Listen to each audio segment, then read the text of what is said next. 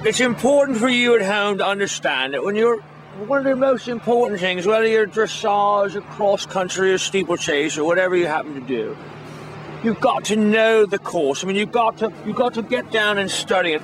And here we are on a great turf course, and I've ridden races here as well as many of the great turf courses in Europe.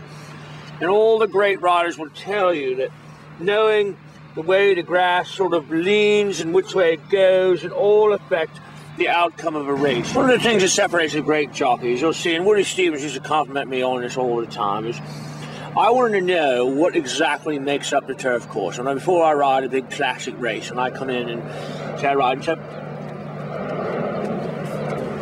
I like to sort of often taste the grass and see if it's a fescue or if it's a bluegrass. And if it's a fescue, I know it's going to be holding. If it's raining a bit, I know it'll hold, and I'll need to make my move a bit sooner. And if it's a bluegrass, you know, and depending on the makeup of the grass, that'll determine a lot how I'll ride the race. I mean, of course, I'd like to be on the best horse anyway, so maybe it won't matter. But these are the sort of things that I like to know. Wind direction is important, of course, because I want to be down low.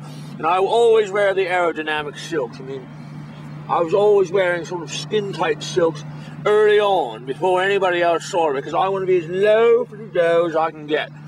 And those are all sort of key ingredients that's made me the jockey that I am today. And I'll be able to tell you how many blades of grass per square inch are on the carpet, and that will determine a lot of how I ride the race. I mean, if I know at Churchill Downs, the turf course has got, you know, 300 per square inch, I may move my horse. I mean, I may pick him up and move him on earlier because I know it's going to give him more spring and help me get him there sooner. Now, imagine that you'll be riding in a $4 million race. I mean, there I am, just picture me, hands and heels in the Japan Cup or something for $4 million. I mean, I might lose a race by this much, okay?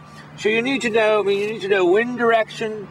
You need to know number of blades of grass per square inch. It's really a complicated thing riding one of these races. If it's a fescue, then I know it's going to hold.